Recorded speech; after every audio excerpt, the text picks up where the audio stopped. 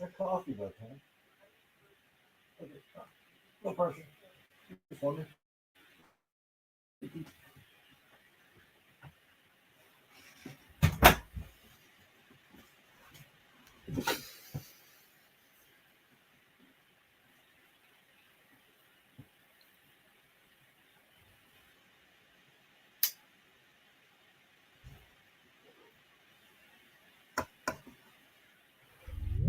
So, oh, hey, you're here. It says you're muted on my end. Oh, very good. Oh, no, you're not muted anymore. I can hear you. Huzzah. Good morning, sir. Indeed. How are you?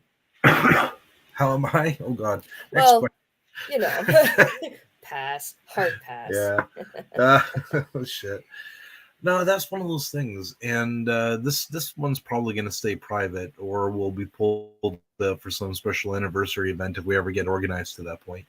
And so I don't mind, doing a little bit of oversharing. It's one of those.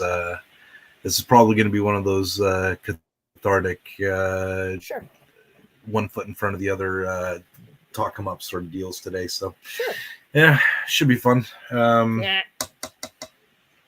Yeah. Well, your first mistake is you listen to the news. Never listen to the news first thing in the morning. You're probably right. I mean, that's the one thing that I've noticed since I started doing this whole streaming thing. Actually, since I started my own, positive stream in the morning with motivation and meditation and all that kind of fun stuff, is if you shield yourself before you start to absorb all of the negative information, you kind of unconsciously allow yourself to pick and choose how you react to some of that stuff and how you absorb some of that. And so you can integrate it easier, if maybe that's a word. I don't know if easier is definitely is necessarily the right term, but once you shield yourself and you unconsciously know that you can control the information and energy that flows, it does make life a little bit easier.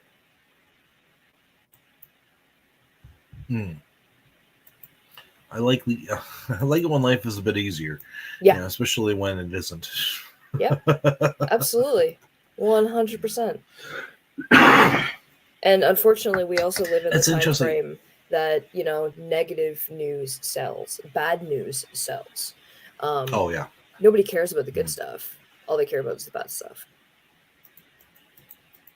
Well, and part of the problem is there's a lot of bad news out there. Like I would be less concerned with, bad news, being consumed by bad news during, if I was in certain areas in history, and I think most people would agree with me. Like if you found yourself in Weimar Germany during the 1930s, or post Weimar Germany in the 1930s, sure. I'm sure you would, want to be aware of what's happening around you so that you could prepare for, your what's coming and, your family and shit, right? And in a lot of ways, I feel like I'm in that kind of a scenario, like looking at the world around us with the rise of Christian nationalism, which in my mind is, just another form of a fascist ideology. That's what they tend to default towards, when they get into realms of the political. And it's everywhere here in Canada, too. The only thing that is preventing them from really pulling what Doug Ford did in Ontario is the fact that there's no unifying leader that can unite all the different factions that are splintered on the right, except the fact that everybody hates Trudeau, apparently. I mean, I hate Trudeau too, but I know the reasons why I hate Trudeau, and believe me, it's not their reasons. No, I do think there's a lot of splash damage from what his dad did. Sure. So, yeah. And I mean, what his dad did essentially just modernized Canada, took us away from being a colonial British state, which I'm okay with that. Yeah. And put us in a lot of debt. Okay, well, shit. Right? I mean, I don't think anybody in power will ever make anybody happy, because no one is going to be able to make the right decisions at the right time ever. They make decisions based on the information they're given at the time, and they just hope that they make the least of the worst decisions. Decisions you make 20 years ago probably were the right decision 20 years ago. Well, and just to that point, they also make their decisions based on interests that drive them. That's correct. For us, it's normally just self-interests. When you're in the seat of government, it's a little bit more complicated and nuanced than that. So for my money, I usually go back and trace and find out who got them to that position to be able to make that decision in the first place. Chances are good the person that got them to that position will have a much more influence on their decision-making process than somebody like me is going to have, who may or may not have been in a position to even vote for them, depending on what riding I'm in, right? Exactly. So, to that end, like, our democracy leaves a lot to be desired. Like, the fact that half of our legislative assembly isn't even elected. Yeah. Like, well, holy shit. Like, when I stop and joke think about it, but it's getting worse each time. Is that it's a democratic dictatorship? Yeah, it is. And for those of us who have a little bit more of an anarchist leaning, in the true sense of the idea, that doesn't fit well. That doesn't feel good. Negative. But backing up a little bit, I think I'm kind of in a bad headspace today, because of the disruption that the holidays represented to my routine that I had built up going into December. Coming out of November, I had my whole life had basically revolved around doing the VAWMA events and developing the VAWMA idea. And during the course of putting on the VAWMA events, it was on one hand a wild success, in that it brought people together, which was the whole point of putting the event together. And it brought people out of the woodwork that were able to point out to me that some of the ideas I had in the presentation, though nice on paper, don't actually function legally within the framework of Canadian business law. Which, good to know. And fine, we trim the parts that made it not work. We keep the parts that that do work. And then we rebuild from there. And I was able to conceptually restructure the idea behind VAWMA, where it's a networked community of businesses that are run as worker-directed cooperatives, all owned in common with everybody who's a member of the organization, including consumers as well as workers. And now, as I'm going through this course, the third avenue that's making sense to me that we should incorporate is that we should also include producer cooperatives in this sort of thing here. Do you need to grab that? No. Good. Excellent. Wonderful. Let the telemarketers talk to somebody else. Exactly. Indeed. I forget where I was going now. How VAWMA was a success, and you've been taking the course, and you have found other producer cooperatives. Yes. Yeah, producer cooperatives. So as far as I could tell, like before, I've always known that there are multiple kinds of cooperatives, and that each cooperative has its strength. Like each style of cooperative has its strength, and each style of cooperative has its Achilles heel, if you will. And I was having a conversation with my ex the other day. And she brought this up that because in Ontario here, Gay Lee is advertised as a cooperative, and it is. But Gay Lee, company? The butter company, yes. Oh, shit. Wow. They are a producer cooperative, and that is to say that they are owned by the people who produce the product. So the farmers in this case. Sure. So all the farmers have basically gotten together.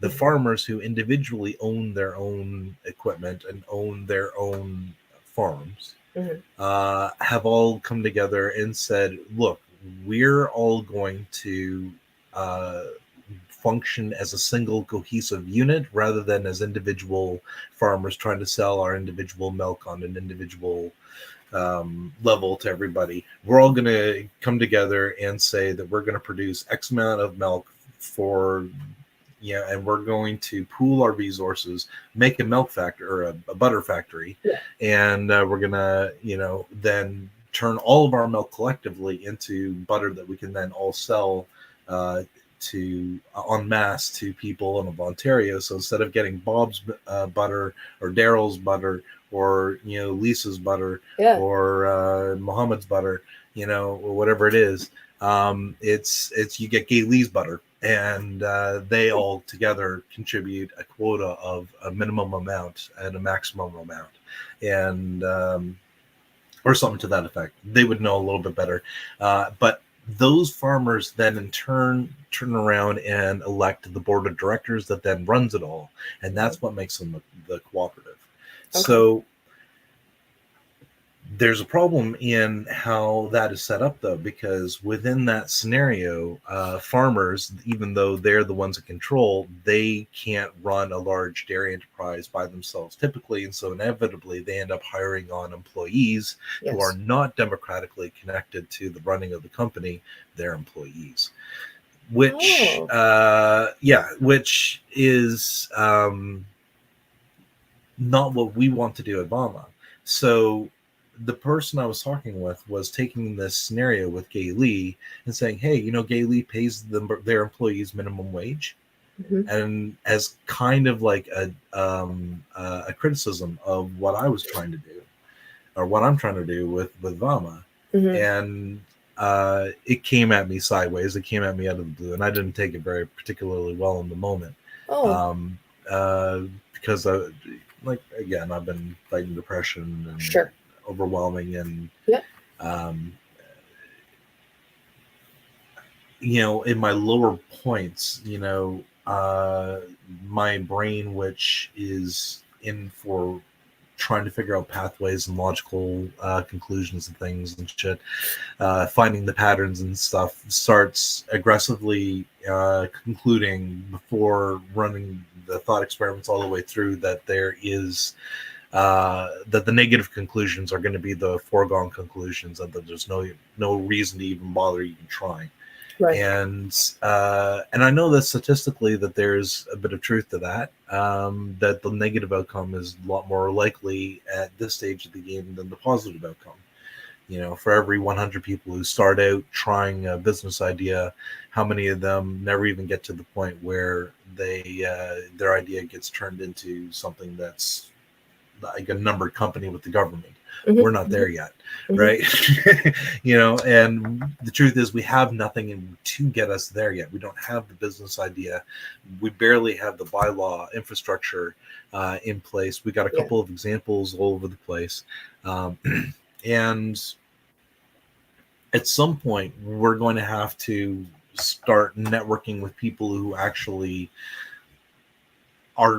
have friends and are networkers within the community that are larger than like my circle of friends, which is admittedly not very big.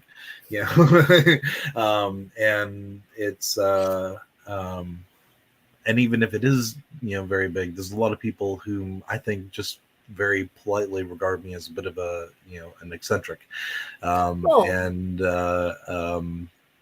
which is fine. And it's one of those things where I kind of recognize that like my special interest in this makes this a very intense sort of thing. And I kind of, my default is to wonder why on earth the rest of the world can't get their heads out of their asses to see that A, the world is dying, B, it's because of the way we structured our economies and our political structures, and see if any of us want to have any chance and hope in order to change the trajectory that our world is heading in order to help save the planet. We need to change our economic structures and our political structures to enable to affect change, right? And so, but everybody seems very happy to watch sports, be entertained, go to work, complain about it. You know, it's like, which I get it, because that's what our society has been engineering people to become. You know, that's what we've wanted. That's what our schools have produced. And that's what, you know, people do, because change is scary. And there is no obvious alternative to the current system. So, you know, in the absence of anything else that's out there, you know, sitting in, you know, small town Owen Sound, rural Ontario, you know, really, then we have an opportunity to start something that, if we can prove that it works here, then it should be able to work anywhere in any economic climate that where capitalism is established, because it's designed to be established in a capitalist system, and then take off from there. But I don't know. I've been watching a lot of economics videos over the course of the holiday, and it's like, you know, when you get into the realms of competition, there's a reason why Walmart puts out the mom and pop family businesses, you know, and there's a reason why box stores are dominating the landscape while Main Street is languishing in nice looking stores that I can't afford to shop in. You know, and if the reality is, if we're going to open a brick and mortar shop, we're going to have to be trying to vie for the money of people in this community who aren't in a position where they're obligated to shop at Walmart or Amazon because that's the only place they can afford to shop. Right. Or we need to try and aggressively tackle the Amazons and the Walmarts, you know, by providing what it is that they provide at a comparable price. And my God, how on earth are we going to do that ethically? Right. Right. Yeah. So, you know, like when I start thinking about stuff like that, it's kind of like, okay, well, maybe that's a down the line thought. You know, maybe that's a down the. We'll tackle that. We'll put a pin in that. Yeah. Well, yeah, we'll take care of that one when that time comes. In the meantime, let's make sure that we get a series of bylaws in place that ensure that what's currently happening in Mondragon doesn't happen with us. You know, in another 30, 40 years, where a couple or one single industry that is like a key anchor industry that's holding the entire rest of the networks together, you know, decides that, you know what, we're tired of like sharing the profits that we're making with all of you. We're going to vote to leave the network and, you know, take our bat and ball and just keep it amongst ourselves. Yes. You know, and I mean, on one hand, the whole thing is predicated on, you know, things being voluntary, you know, so if people decide that they want to leave, part of my instinct is like, well, you have to respect that, you know. The other half of me is like, that wants to build a community, and, you know, the needs of the many outweigh the needs of the few, wants to say, yeah, but if we, you know, make it too easy for things to be split up and broken apart, you know, this whole thing will be destroyed by predatory self-interest seated amongst us by bad faith actors, right? You know, and I don't want to make it easy for the competition to destroy what it is that we're trying to build just by, getting, a small handful of people here or there to become greedy and decide that they can do better by themselves, and, what we're all trying to do together. Mm-hmm. And so it's that balancing act of like, there should be a way that allows our members to be able to leave, should they want to leave, and if especially in the situation where we have producers, or let's say we built up a Walmart alternative in the community, a giant tiger or adjacent type, or a byway, or sort of thing. Mm-hmm. Even if we were to hold on, no, I lost my track of thought. All right, sorry. No, that's okay. My memory is a lot times worse when I'm depressed. What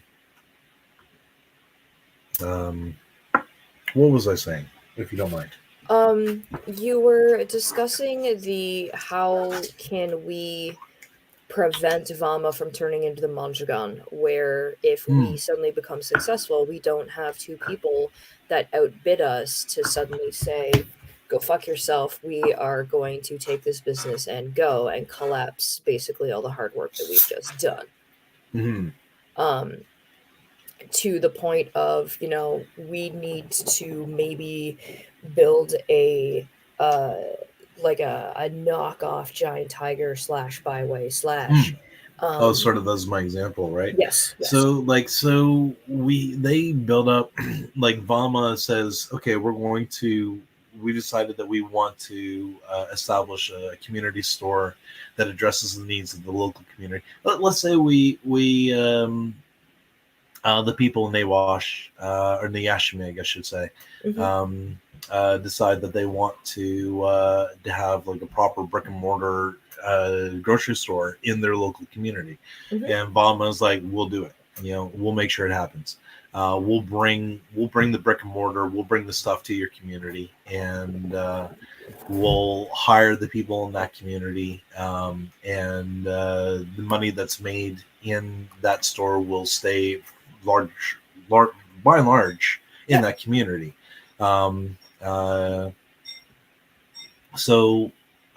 So we establish a store, a bunch of people become members, they become dedicated members, and they start running and operating the store in Nyashiming, up in Cape Croker there.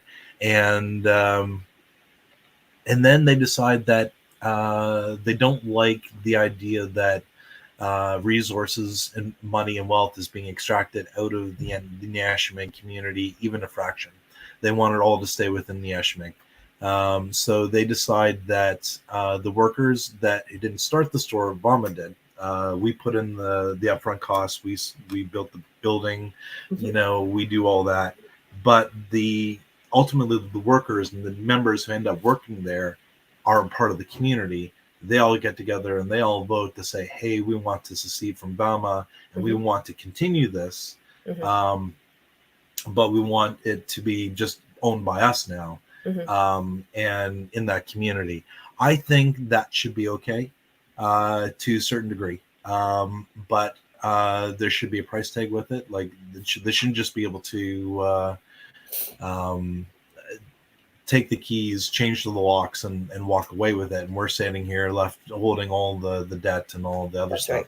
Right. It'll be one of those things where, okay, in the event that you guys all hold a vote and decide that you guys want to leave, it then comes to the rest of VAWMA.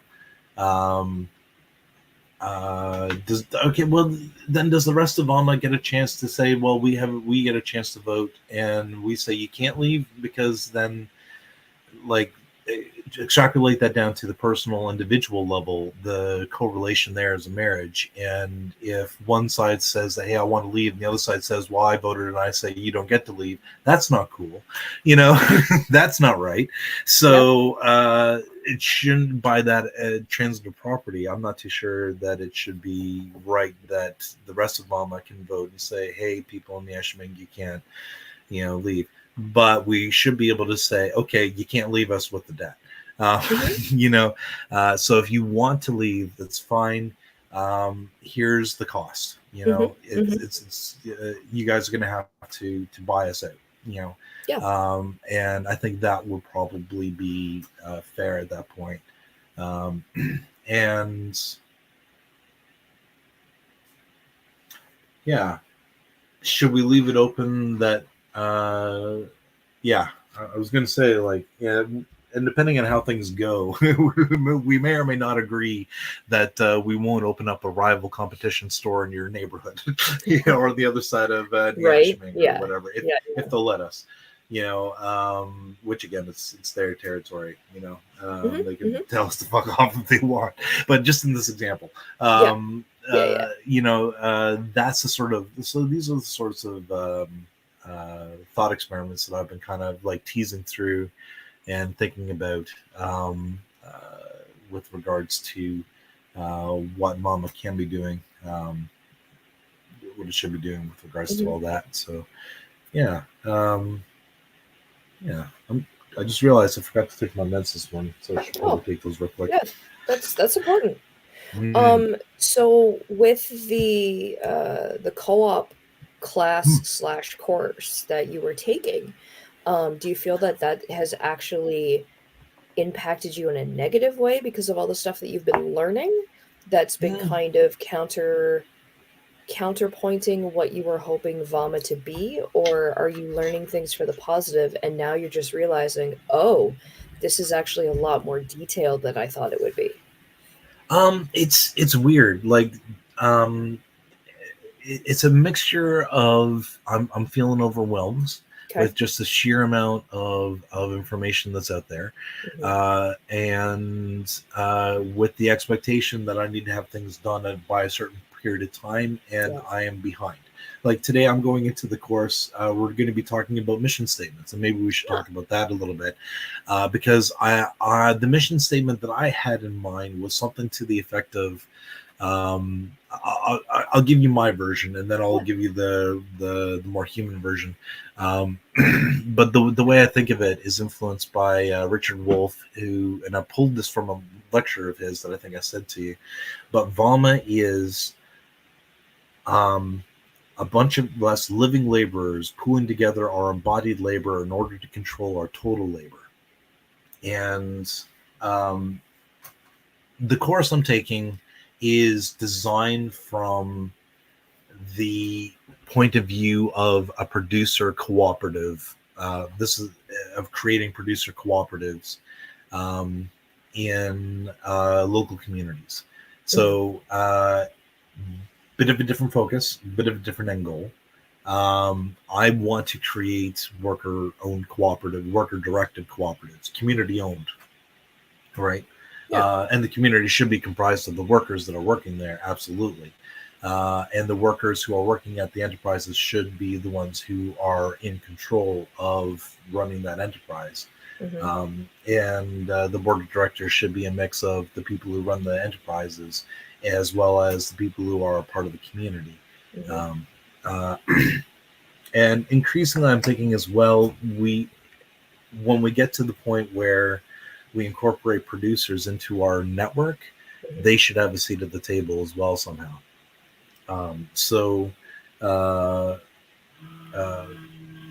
Using using sociocracy all the way around as much as possible. That really appeals to me. That really appeals to my socialist anarchist nature of the drive to give as many people a voice and a direct say in what affects their lives in as much as possible. Slightly rambly, sorry. No. I know I had a point when I started this trajectory. Where was it? I had asked a follow-up question of, with the course that you're taking, have you noticed that it's been maybe affecting you in a negative light, or are you learning a lot more? And you had mentioned that you're feeling overwhelmed with the information that you're getting, and you feel that you might have deadlines that you are behind on, and you started talking about the mission statement. Yes, good. Thank you. I love your memory. Yeah, so today after we're done this at 12:01, I'm going to be going in and sitting in a part of a virtual call with them, talking about all the stuff there. And my goal is just to go in on the fly and say, hey, the holidays have been nuts. My routines are off. My mental health is in the shitter. And but I'm showing up today, and I'm here, and I'm ready to do the work with you guys. Yeah. You guys know what's going on. And if you can point me in the right direction, I am willing to do the work. And I am primed and ready to do the work. I haven't had my coffee yet today, but I will be by the time I do the course. And I am ready to do it. And part of my memory problems is probably related directly to the amount of caffeine I don't have in my system, which the more I think about it, kind of leaves me a little concerned about the state of my mental capacities. Anyway, point of the matter is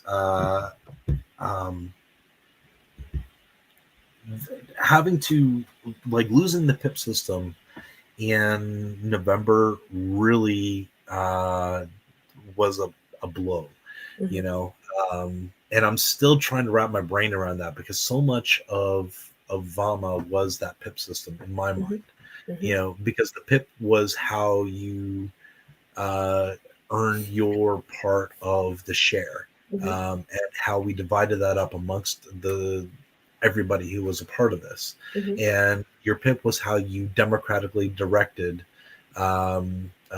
your indicated your will within the organization. And I thought it worked. It doesn't work within the legal confines of what the CRA wants their businesses to be operated like in Canada. Okay, that's fine. But they do have something very intriguing that I'm still trying to wrap my brain around, called patronage. And I've been able to figure out, that, and when you are a worker, patronage is based on how many hours you work. That makes sense, I can wrap my brain around that.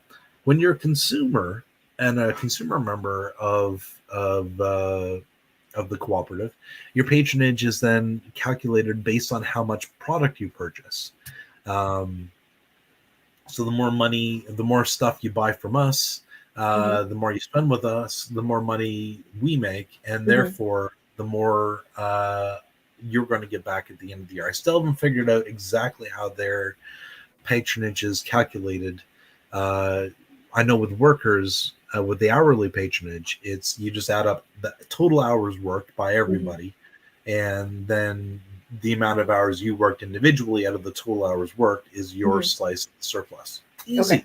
Super easy. Gets a little bit more complicated when you are buying stuff from us, because there's the difference between the price that the customer pays and the price that and the cost to us, is the profit margin, right? Yeah. And of that profit margin is we have to split that between everybody, right? And so if you spend $5 on buying a stick of batteries or a stick of butter or something, I don't know what's $5 these days, but just by example, right. A pound of butter is roughly $5. Yeah. Fuck. Yeah. Man alive. On a complete side note, I'm very grateful that I am in the living situation that I'm currently at, because if I wasn't, I'd probably be homeless right now. And that's a very sobering thought.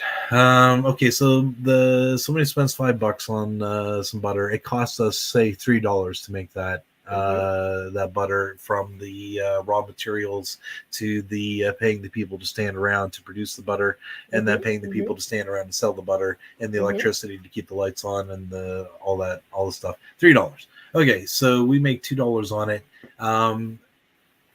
That person, their patronage is going to be calculated based on how many sticks of butter they bought. They're not going to get that full $2 back that we have as the surplus. Right. But they are going to get a portion of that $2 that back at the end of the year that is based upon, and this is where I don't know. It's like of all the things that are bought, how much is it like the working hours where it's like you just add up all the things that we sold, and if you bought, like, if we sold 10 sticks of butter and you bought 2, then you would get 20% of the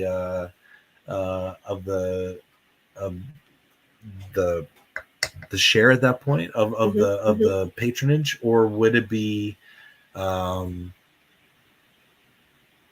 that's what I just don't know yet. So that's one of those things where once I figured that part out, then I'll be a little bit more I'll be able to know how to present that aspect of VAWMA to our community a bit more, because like VAWMA at this point is morphing into what's known as a multi-stakeholder cooperative, where we have consumer members and we have worker members. And by default, everybody who joins VAWMA is a consumer member.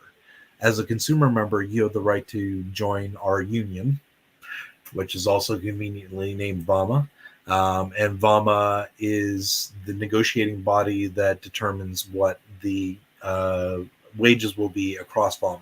So that body determines what the living wage will be, and will determine that any cooperative that is a member or any business that works under the VAWMA title is paying everybody who works there that living wage. And if the business can't, then we just don't do that business.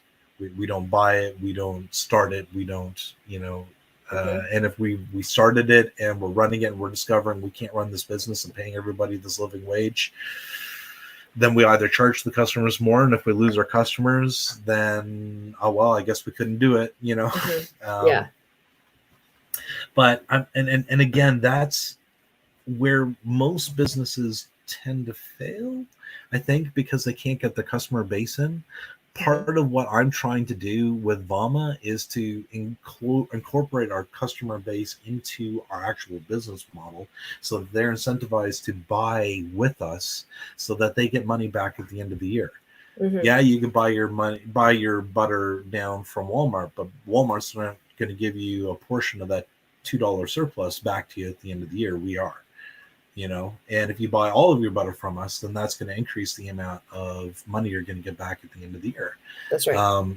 And in addition to that, because this is the other aspect, the other part of the vision of VAWMA, we're going to take a portion of that surplus, and instead of giving it to individuals, we're going to invest that in our community somehow. And how we invest that in our community is up to our members. So we're going to turn to our members and we're going to ask them, what is it because we have a surplus budget, well, God willing. With that surplus budget, half of it is going to patronage. So everybody who worked is going to get a quarter of it. And then everybody who bought something with us, or consumers, is going to get a quarter of it. And then the rest of it, the other half, that's left over, is going to be invested and split between the communities, or we should break it down into thirds. 2/3 goes to patronage, and then 1/3 goes to the workers, 1/3 goes to the consumers, and then and then the third then gets invested in the community through the process of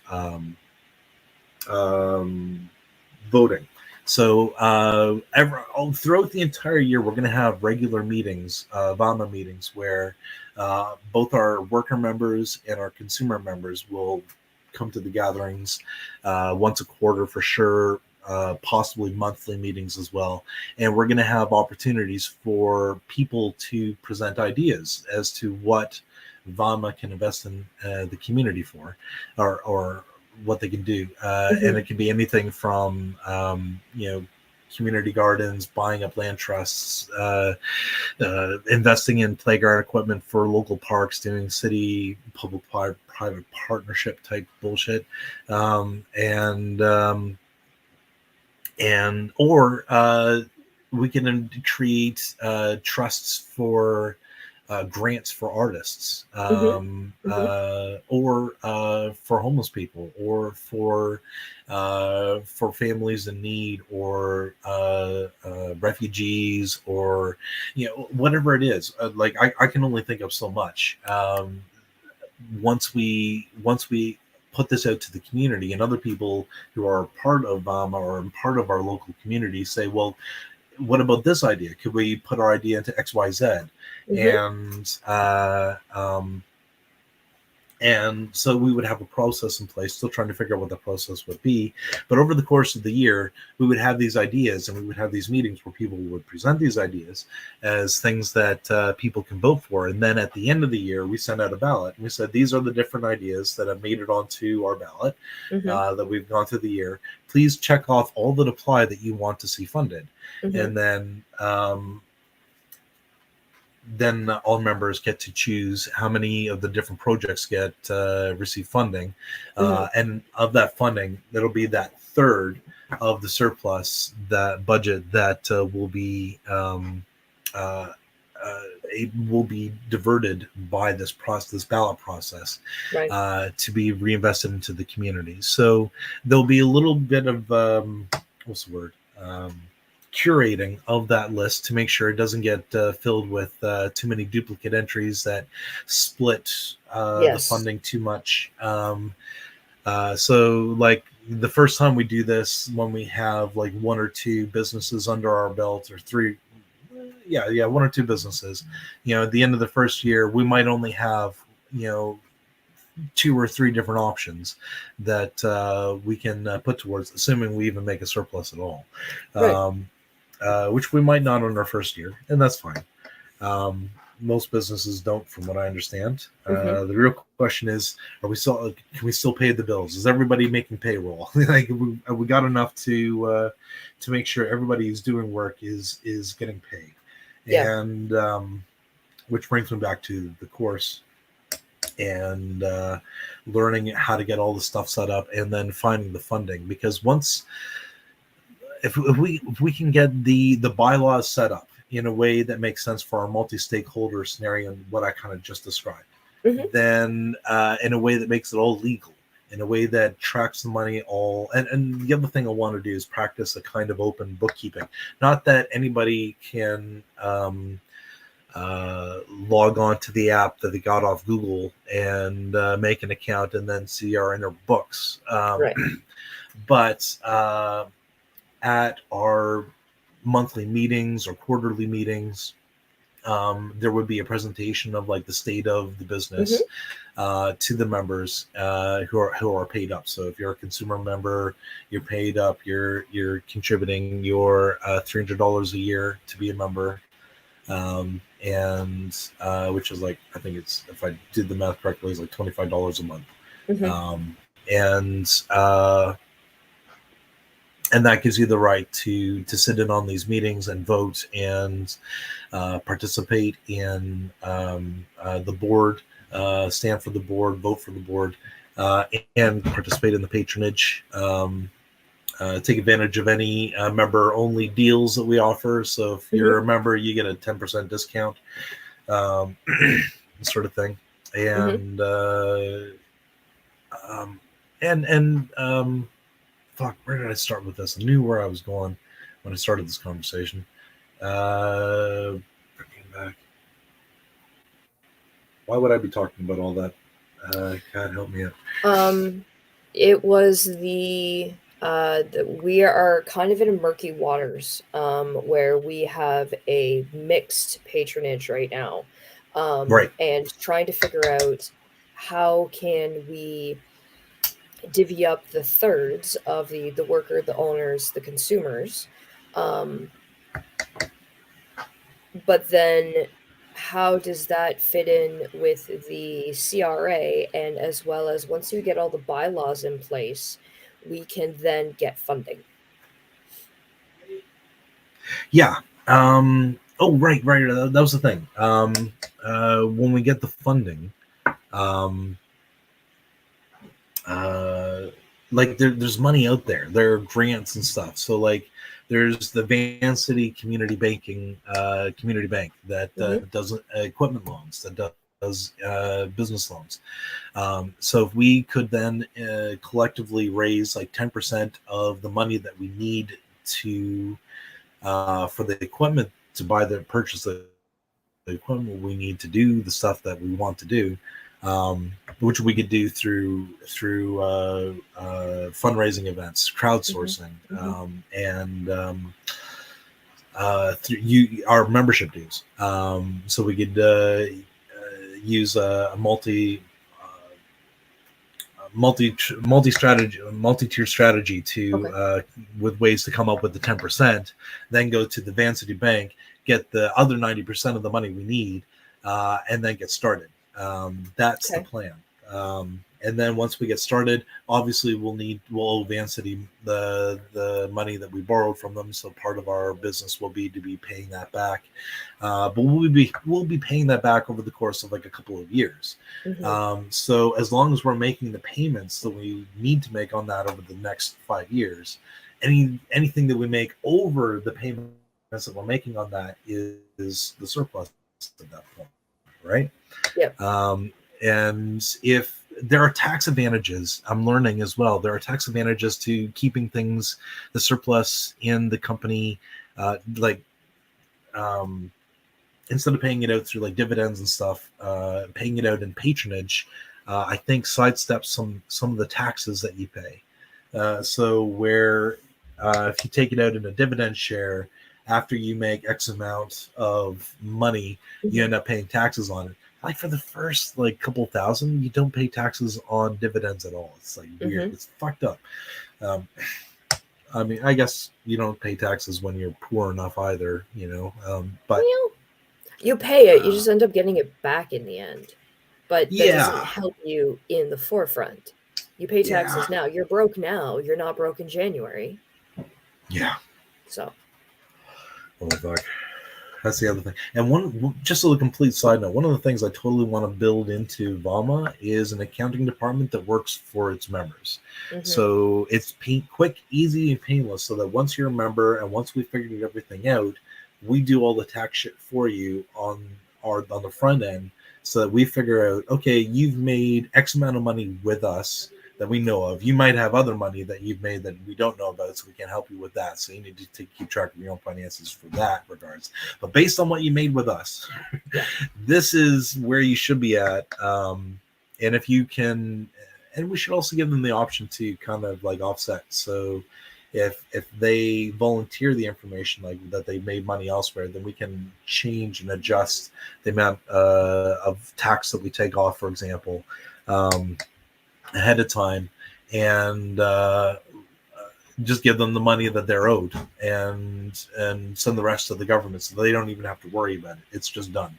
I don't know if you can do that, because I know when I was working, even though I lived in Ontario, I was working for a company in British Columbia.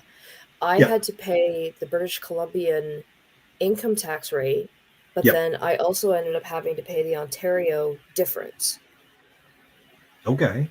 So as a business, you still have to pay income tax on all of the income you make, but even if you have 2 jobs, you still end up having to pay all that money to the CRA, and then the CRA gives it to you back.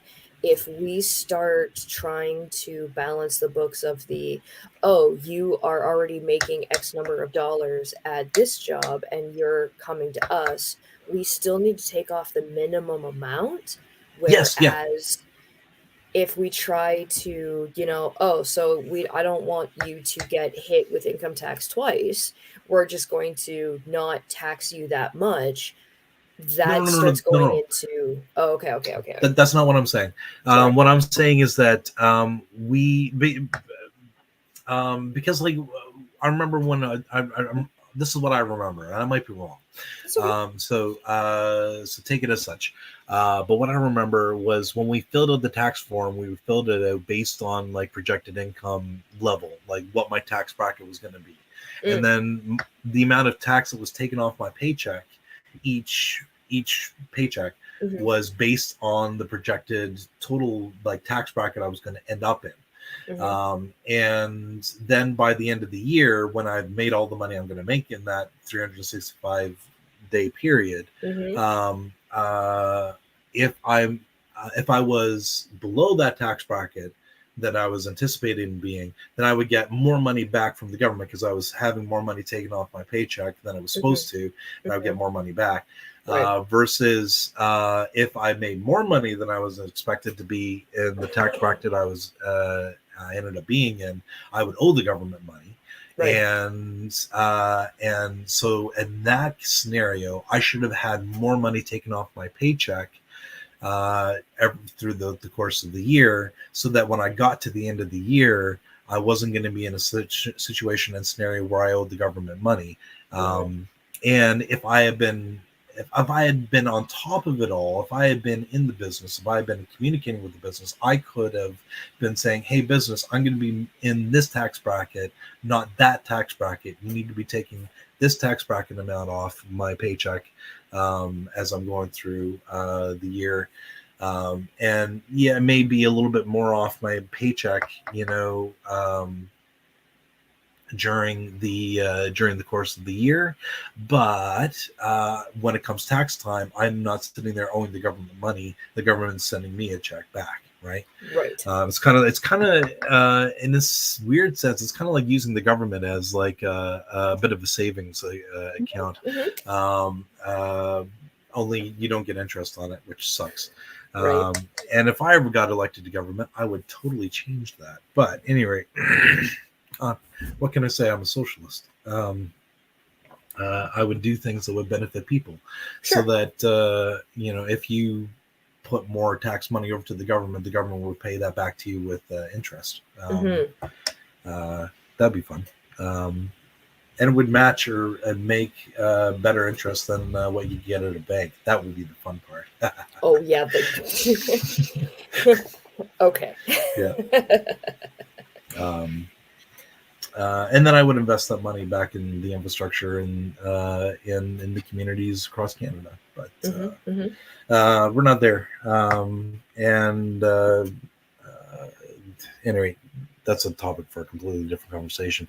Point of the matter is, so what I was thinking is that if we knew what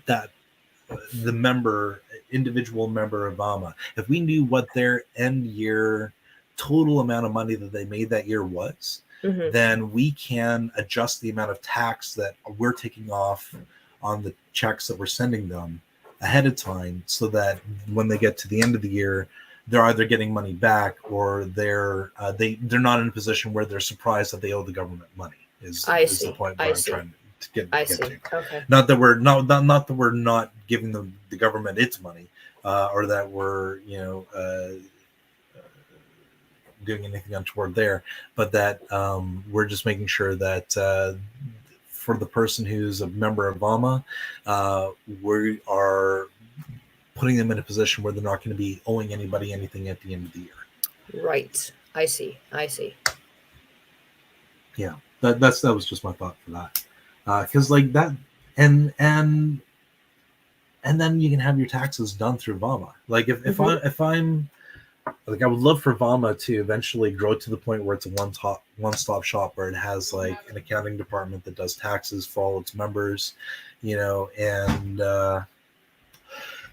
then grow that so that we have an accounting department that we can then turn and sell those services to other like small businesses in the area. So like there are other small businesses that are mom and pop shops that aren't Walmart, that are in the area, that are doing their books themselves or doing accounting themselves or whatever. We can offer to them that we would help them with their payroll, help them with their bookkeeping, help them with their accounting services, help them with their tax services, all of it. And they don't have to necessarily become members of VAWMA. They can just purchase our services. Right. But we can then when we're not doing work for us internally, we can then turn around and sell those services to the community to help the other mom and pops function, and then they can use that as a tax write-off for doing their stuff there. It's less work on them, less burdens on them. And so they get to do all the fun of being the independent individual entrepreneurs, being self-employed. And they get all the freedom and all the joy of that without having to worry about the financial stuff as much. Right. And because we'll be offering that as a service to them there. So that's one other possibility, one other thing that we can do.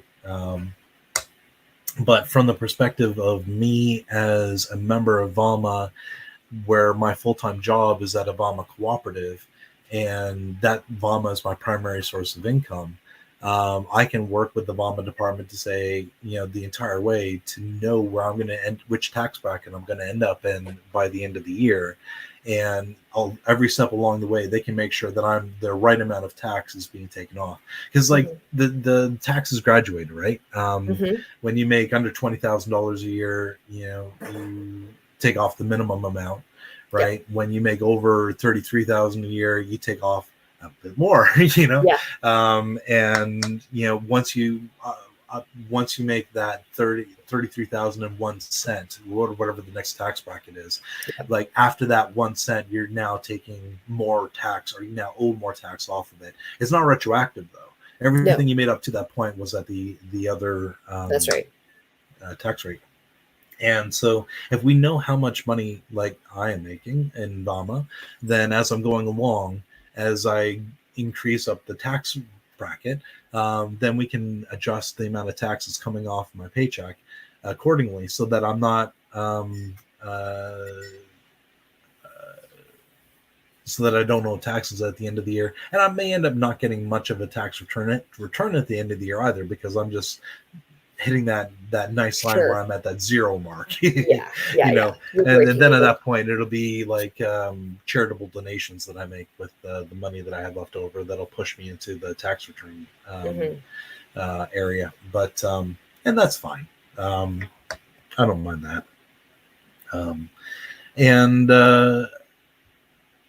But the point of the matter is that I would be working with the members of the accounting department in VAWMA, who would be setting this up for me and would be in relationship with me and would be finding out, hey James, you just jumped into your next tax bracket. We just got the alert, so your next paycheck, we're going to be it's going to be a little bit smaller next time overall, just because you made too much money now.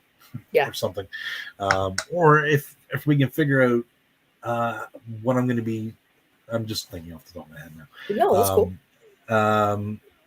If we know where I'm going to be at the end of the year, then I can just take off the right tax amount the entire time and get a tax return at the end of the year. Either way, the point of the matter would be, as I could talk with the person, the member, and figure that out, and we would just have a department whose job it is to figure that out for our members. And then they'd be worker directed just as much as all the rest of us, as far as how they structure themselves and how they get the work done. As long as the work gets done, how they get it done is up to them, and if they're having problems organizing themselves, the board of directors will have somebody who will come there and help them organize, But beyond that, like, it'll just be like any other cooperative at that point. Yeah, I like that. I think that works. Yeah. Thank you for having this conversation with me, Kat. I'm already feeling like the wind get a little bit back in my sails with regards to the whole idea. And I think that's part of it. Part of it is just, having the conversations and because that's part of what ignites my my interests and stuff, and ignites my fire, is verbal processing. And having people that are excited to talk about it and the possibility of it as well. Because I realize if you don't see the end goals, it can all sound a little heady and a little esoteric sort of thing. It's like, surplus, quarterly meetings. It's that's not very exciting, Yeah. What, like, the only, and at the end of the day, the only reason why I'm really excited about the democratic process is because it gives me the possibility that I might have a little bit more control over my own life, which means I might be able to do the things that I want to do without fear of whether or not this is going to break the bank. If am I going to be destitute, next month because I had to deal with the problem this month, That's right. And can I afford to go eat out now because I don't have to worry about what's going to happen next week or something. That's it. And that's what I get excited for, and I keep wondering, like part of me, like the more cynical of me says, James, you're just you're making things way too complicated by trying to make this multi-stakeholder for one, and make this a multiple designed for multiple businesses for two. Because like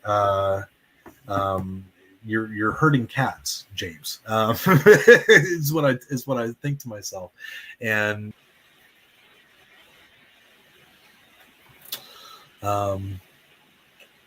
damn, I had a really good thought going. What was it?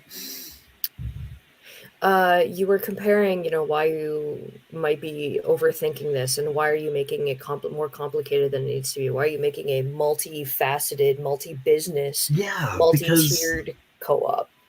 Because the reality is, like, I want to start Flagons and Dragons, but I also know that starting a restaurant as an anchor business is not a good idea. Like, that's just foolishness. But at the end of the day, that's why I want to do VAWMA. I want to go to. I don't want to be the CEO. I don't want to be the head cheese. I want to be a cog in this machine because I want to go to work, bust a couple of tables, play host, cook a few meals, play bartender, and the odd night here and there, play Dungeon Master for a couple of paying customers. That's what I want to do. And in order to do that, I need to have all this other infrastructure in place. I need to have something in place that allows for people to be working in the kitchen, cooking the food. I need something in place to allow for people to be behind the bar serving the booze. I need something in place, to have people, serving people at tables, and the only ethical way I can conceive of doing that is as a cooperative, in a way that makes sure that everybody that's doing the work is getting a portion and a slice out of what it is that they're doing, in addition to a fair living wage for doing it. That's a very different way of doing things than just hiring whoever will work for you, for minimum wage and replacing them when they get pissed off and stomp out the door. I'm trying to build in a really weird way, because capitalists love to say all the time, we're a family here. and then they exploit the hell out of you. I'm trying to actually create relationships with people that I want to be friends with, and do business together with ethically, in a way that makes sense and make sure that everybody gets a fair share. The patronage model works, for that, everybody collectively works 120 hours. There are three of us. We all put in, or there are four of us.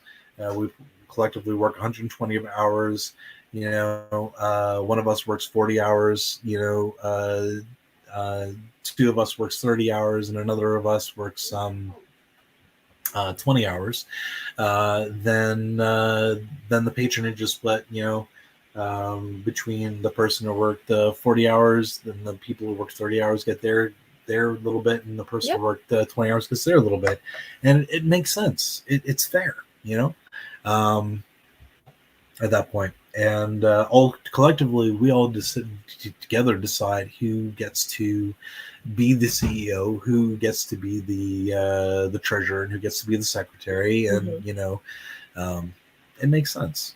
But in order to get to the point where we can get VAWMA working, we need to have other businesses working as part of that network as well, and just to make sure that it's stable and it works. And and this goes back to the cynical part of me, like where I'm accusing myself of, I'm just trying to rope in other people to start a couple of businesses that I don't have to run, but ultimately work for me so that I can run my business, so I can be a busboy. And I don't know, maybe, is there anything wrong with that? Like, is that a moral failing on my part? Nope. That I wanted to be the busboy in my dream business? I don't know. No, there is absolutely nothing wrong with that, because leadership isn't meant for everybody. And owning your own business means that you need to be a leader, and you need to have accountability, and you need to be able to hold people accountable as well as yourself, including other people. And some people don't like the pinnacle. People don't like being put on the stool. People don't find comfort in the leadership side of things, and so therefore they just want to come in, do their job, and go home, knowing that they are a part of a working process, knowing that without them, that business platform, that whatever insert thing here, without them, that project would fail. That's all they need. That is their purpose in life, is being a cog in the wheel, or being the spoke in a wheel, insert whatever analogy you want here. That's their purpose in life, is to being the with and also supporting actor. Yeah. And that's it. And that's all they want. If your dream job, if finding fulfillment is being a busboy and a professional dungeon master for Flagons and Dragons, if that is what your purpose is in life, if that's what's going to bring you fulfillment, then that is what you do. And that's fine. And I've often thought too, like, as we get started, like we've had a couple of different suggestions thrown out from our different guests. Everything from a bakery. I'm like, fuck, I can bake. I don't know how, but teach me. I'll learn. I'll figure out where I fit in that scenario, and I'll become the best whatever I need to be in that situation. And I can do that, and then I thought, what if it was industry? Is like, well, I'm getting older, physical labor is not my forte. I'm not that strong, but I can do stuff. I can still do stuff. Like I did work in a factory for a number of years. Not an assembly. I was a one-person assembly line for a number of years, and I got really good at it. I did that job really, really well. There you go. I think when I was doing that job, they had like they rarely had a board be returned. Like I would make 20 boards at a time, and I would do like 4 or 5 of those a week. And of those, like maybe if one was returned a month, that would be a lot, right? Nice. And they got other people to do it. They send 20 to come back. It's like, so I was good for that guy's business. Absolutely. Some days I wonder if I could go back, because the money wasn't bad, but the hours were shit. And standing on my feet, 8.5 hours a day, was shit. And I had my weekends, but that was it, and the weekends weren't enough. Like it was one of those things where I worked at his place for 8 hours. Yes. But I wasn't paid for my half-hour lunch break. So I was actually at his place for 8.5 hours every day. That's right. That's right. And it was like a half-hour, 45-minute drive to and from work. So you're not paid for your commute. Yeah, so that's like an hour commute. Yeah. You know, I'm basically 9.5 hours every single day at work. Mm-hmm. You know, and for 5 days a week, that's mm-hmm. like almost 10 hours a day. I've got young kids. I've got a now ex-wife, you know, who's like increasingly less and less impressed with me, you know, as I am like dragging my sorry ass, you know, through all this. It's like, yeah. And being on top of all that, there's a blast press going off behind me like every 40 seconds, you know, or 30 seconds. It's like, that's perfect working conditions. I don't know what the problem is. Fuck. It destroyed my brain. It really did. Yeah.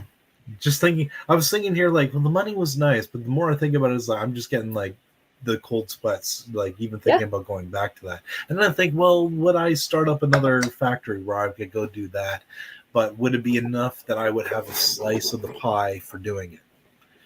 You know, would it be enough that if I had a way that I could say, hey, what I'm doing isn't so great. Is there a way where I can do what I'm doing at a time of day when the blast press isn't doing what it's doing? Like, can I just come in and work, like, instead of from 8 o'clock in the morning to 4:30 at night, can I come in from like 11 o'clock to 7 sort mm-hmm. of thing, right? And or whatever it is. I can't remember 11 to 7. That sounds right. Mm-hmm. Mm-hmm. Or hell, 11 to 8, and I'll just take an hour break for lunch, you know, mm-hmm. In the middle of the day, like just or whatever, you know. Maybe I just come in for 4 hours a day, you know, because that's really all I need to do in order to get that shit done. Yeah. You know, everything else is just other work that I'm doing in addition to the other stuff that I'm doing, right?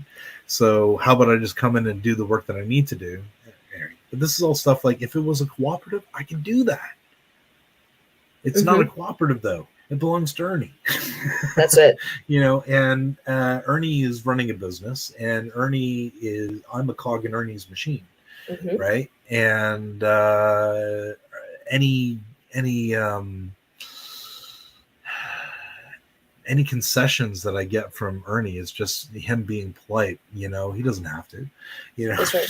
He's not obligated, and as a result, you know, when I lost the internet, because they used to have Wi-Fi, so I could go on the Wi-Fi and just use up his data and like stream stuff while I was on my phone.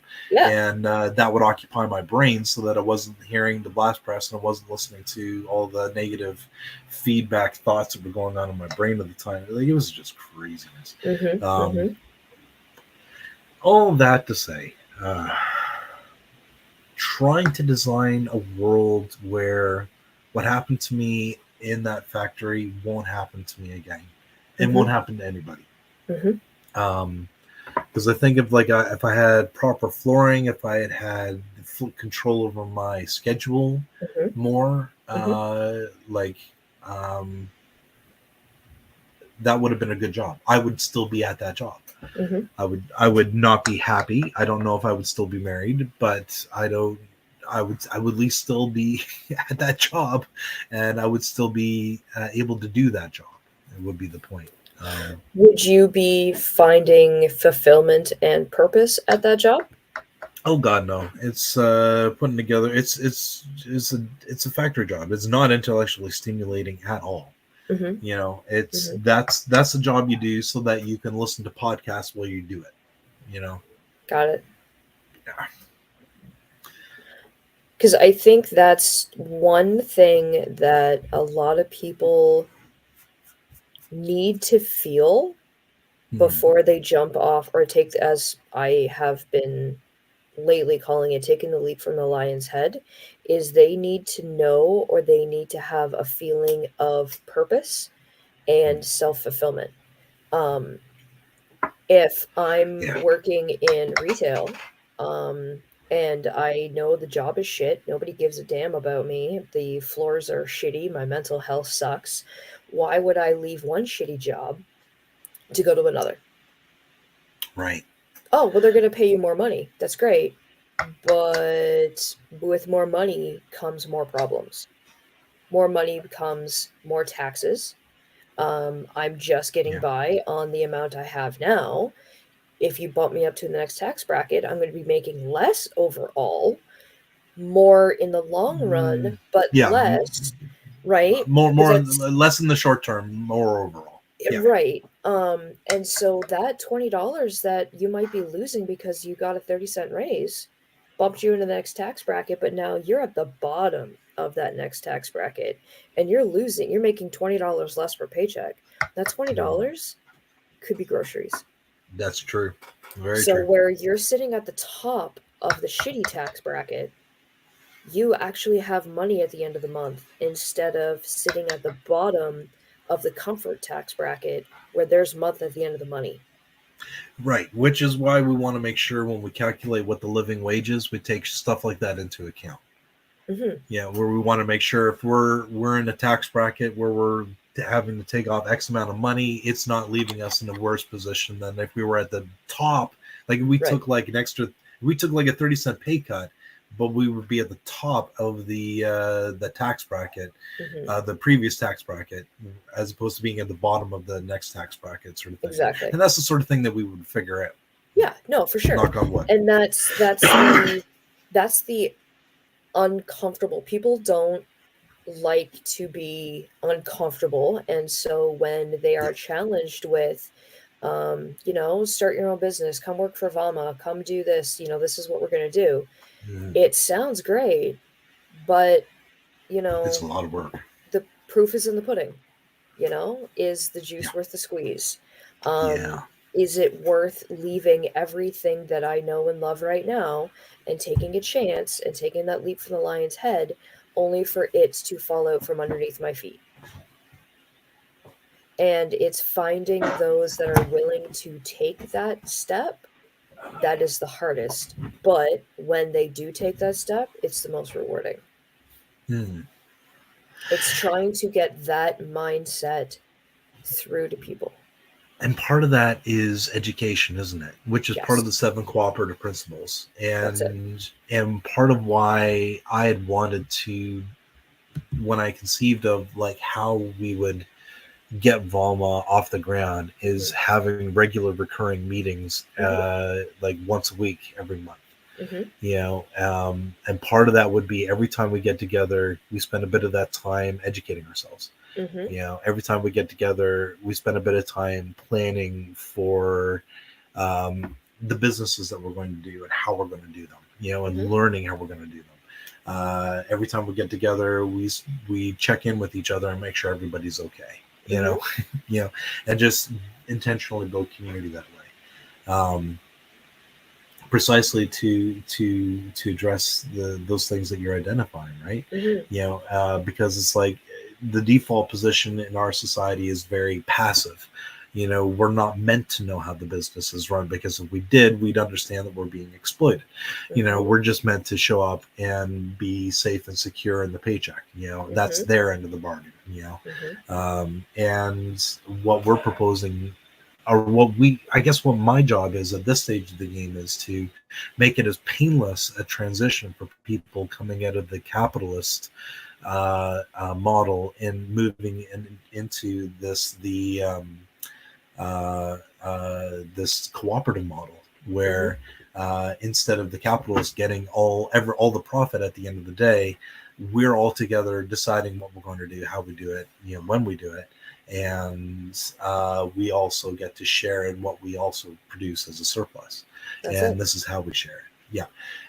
It's more steps. It's more complicated, not going to lie.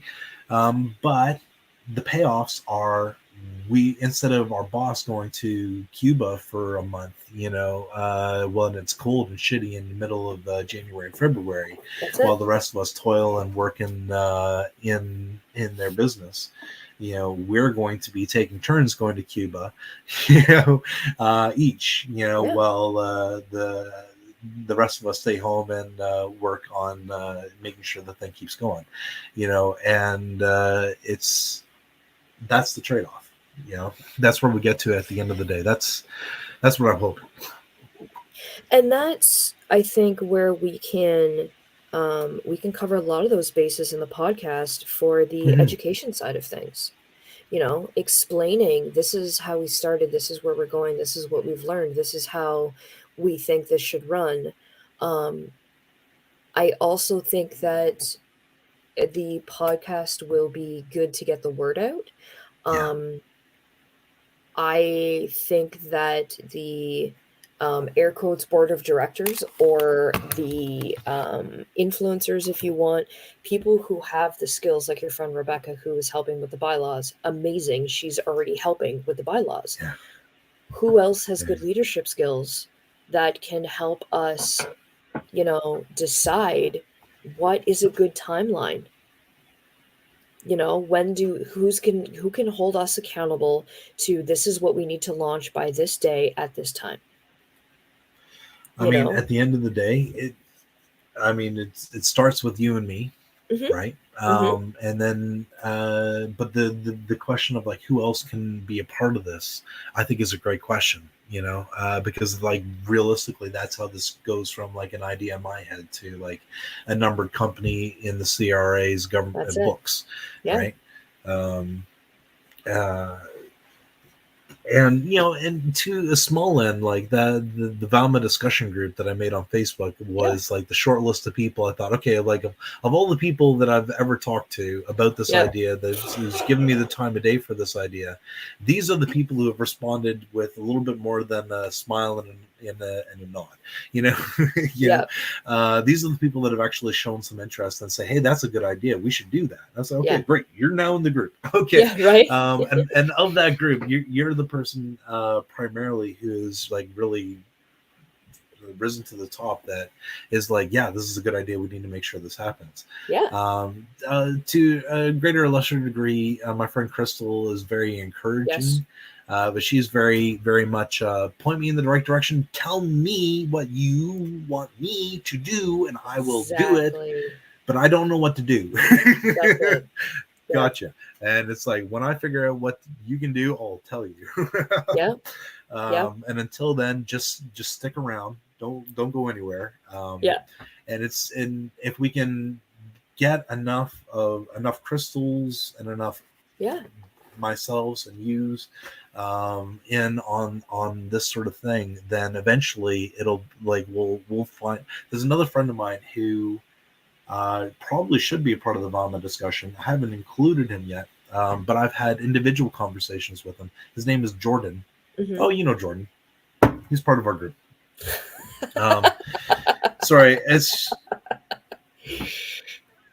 it's so many overlapping different friend groups. Like people, some of my friends know other friends, some of the friends don't, and that's right. Anyway, so Jordan and I have talked to like 3:00 in the morning in some cases about different possible ideas that we can do with VAWMA. Inevitably, it ends up descending into discussions about different political things, and he's got this whole political thing that he wants to do, which is not Marxism, it's not socialism. And I'm like, yeah, but why would you? It sounds like you're trying to do socialism with extra steps, with like with neoliberalism smashed in, and it doesn't. I don't like it. Okay. like it's like you're trying to do a hierarchical tiered socialism, and I'm like, I'm not there for it. But whatever. I want thought process and conversation, and it does. I want a moneyless, classless, stateless society. At the end of the day, he wants a stateless, classless, money-ish. Okay. Money light. Okay. Yeah. He still wants incentives. He still wants to reward people who do more or something. Sure. And I'm like, dude, if you do that, you're just going to create the same problems that we got now.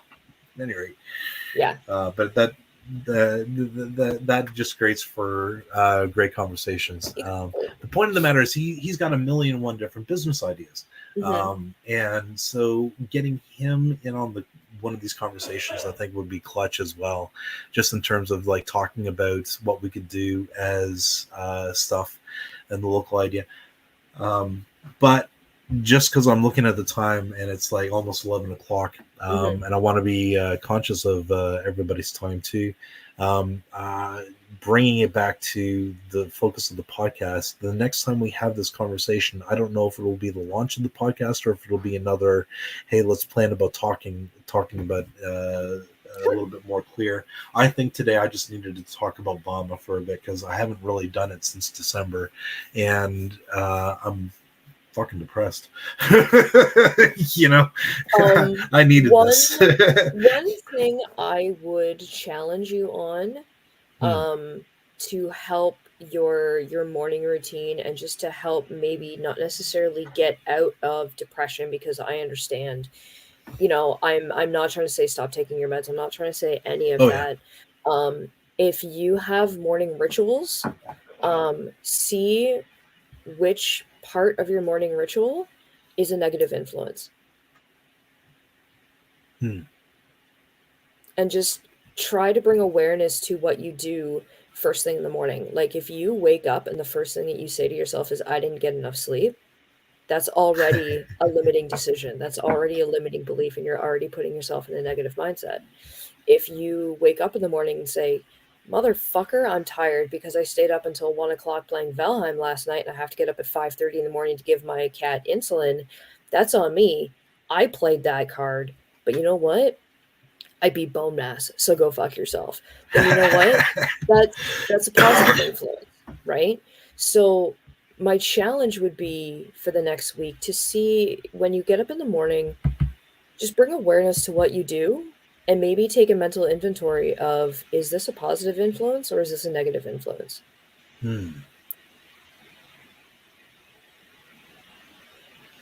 I'm just going mentally through my morning routine now. I'm thinking, okay, like I've definitely come a long way with all that stuff. Like I remember there was not so long ago, maybe a year and a half ago, where my morning routine was I'd wake up and my first thought was, I hate my life circumstances, and I had to really struggle hard to push circumstances onto that. You know, I had to, that was like as soon as I heard myself saying I hate my life, I would add circumstances. I'm mashing that in there, you know, because I'm not going to allow myself to go to that place where it's like I hate my life, because like I know from experience, once you go down that rabbit hole, it's very hard to come out of. My God, you know, it's taken years in some cases. Yeah. So stay on top of it. Yeah. Absolutely. And that's the thing. If you can reframe some of those thoughts, you know, I think I talked about it yesterday in my stream, was the two songs, Let the Bodies Hit the Floor and It's Raining Men. Right? It's two separate songs from the same event. So if you notice yourself getting up saying, oh, I didn't get enough sleep last night, I'm so tired. All right. That's going to negatively influence the rest of your day. Whereas I didn't get enough, man, I am tired because I actively chose to do this last night, knowing that I had to do this morning. I ain't complaining, I'm bragging. Right, exactly. You know, or maybe getting up and instead of, I'm not trying to throw shade, instead of getting up and watching the news first thing in the morning, get up and maybe start playing Tetris, or get up and meditate, or, you know, shield yourself before you start absorbing all of the social medias and the news outlets and all that stuff, so that you have more of a barrier and you can choose unconsciously what you absorb. Yeah. I like that. Okay, so what's your thing? There's like there's 5 points to it, and the takeaways. What is it? No, I forget. Goals for the next session. Yeah. Life goals. What is that? SMART goals. That's the one. Yeah. Simple. I knew it was an acronym. That's all right. SMART goal. Simple, measurable, SMA action plan, SMAR resources, and timeline. So I think we sort of loosely hammered out a format that we were going to use the last time we talked about the VAWMA stuff. I think the next conversation we should have should be finalizing of those details, and then the one after that should be our launch. So I like it. Is that smart enough for a smooth ending for this conversation? I like it. Yep. Yeah, because that way next Tuesday we can meet the same time, and we can, you know what, this is what we've done over the last week to figure out how we're going to make this thing a thing, and then we can go from there. Yep, I like it. Awesome. Perfect. You're awesome. Thank you so much for chatting with me. Yeah. Here's looking to a new year with some new opportunities and some opportunities to make money, and then with disposable income, I can do shit like float your Patreon and stuff. You know what I'm saying? Absolutely. You have a great day, Mr. James, and continue doing you. Continue being your awesome self. Thanks, Kat. You're awesome. Take care.